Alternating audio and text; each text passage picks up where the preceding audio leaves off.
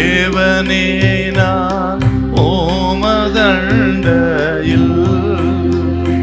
இன்னும் நெருங்கி சேர்வதே என் ஆவல் பூமியில். ஆதியாகமம் 4ஆம் அதிகாரத்துல 4:5 மட்டும் வாசிக்க பார்க்கலாம். ஆபேலும் தன் மந்தையின் தலையீற்றுகளிலும் அவைகளில் கொழுமையானவைகளிலும் சிலவற்றை கொண்டு வந்தான். ஆபேலையும் அவன் காணிக்கையும் கர்த்தர் அங்கீகரித்தார். காயினையும் அவன் காணிக்கையும் அவர் அங்கீகரிக்கவில்லை. காயின் ஆபேல் இருவரின் காணிக்கைகளை குறித்து இங்க பார்க்கிறோம். காணிக்கை என்றால் பலி அப்படின்னு எடுத்துக்கணும்.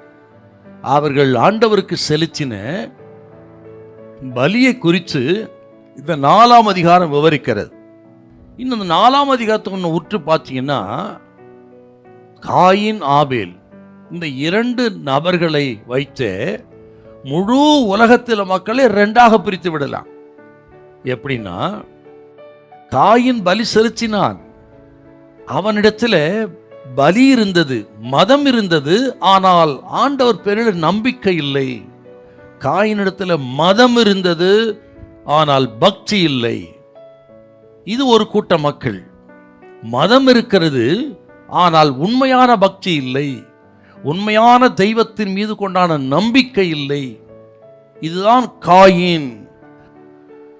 இன்னொரு குறிப்பிட்ட மக்கள், அவங்க யாருன்னா அவர்கள் தான் ஆபேலை போன்றவர்கள். ஆபேல் என்ன செய்தான்? ஆபேல் காணிக்கை கொண்டு வந்தான். காணிக்கை இருந்தது அவனிடத்துல, மதம் இருந்தது அவனிடத்துல, மட்டுமல்ல பக்தி இருந்தது, கர்த்தர் பேரில் நம்பிக்கை இருந்தது. அதுதாங்க ஆபேல். மதம் இருந்தது, மதம் மட்டுமல்ல, ஆண்டவர்களுடைய நம்பிக்கையும் பக்தியும் இருந்ததுங்க அவனுக்கு. ஆகவே தான் ஆண்டவருக்கு பிரியமான பலி எது, உகந்த காணிக்கை எது, எதை நாம் செலுத்தினால் அவர் சுகந்த வாசனையாக ஏற்றுக்கொள்வார், எதிலே பிரியப்படுவார், நம் பாவங்களை மன்னித்து நம்மை பரிசுத்தப்படுத்துவார், நீதிமான் ஆக்குவார் என்று அறிந்து ஆண்டவர் பேரில் வைத்த நம்பிக்கையினாலே அவன் மந்தையிலே இருந்து தலையிட்டு கொண்டு சிறப்பானது கொண்டு வந்து அதை அவன் வெட்டி ரத்தம் சிந்தி பலி செலுத்தினான். ஆகவே தான் அவன் பலி தேவன் அங்கீகரித்தார். பலியை பொறுத்து தான். காயின் எப்படிப்பட்டவன், ஆபேல் எப்படிப்பட்டவன்? பிறப்பால் ஒன்று தான், ஒரே குடும்பம்தான், ஒரே பெற்றோரின் பிள்ளைகள் தான்.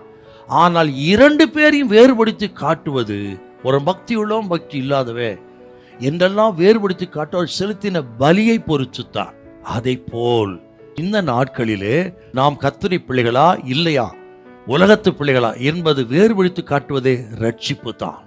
இதை கேட்கிற கர்த்தருடைய பிள்ளைகள் ரட்சிப்பின் அனுபவம் இருக்கான்னு பார்த்துக்கிடணும். ஒருவேளை இழந்திருந்தா, அதாவது பின்வாங்கி இருந்தா, நீங்க திரும்ப பெற்றுக்கொள்ள வேண்டும். மறுபடியும் நீங்கள் எழும்பி பிரகாசிக்க தேவன் உங்களை அழைக்கிறார். ஹல்லேலூயா, ஹல்லேலூயா.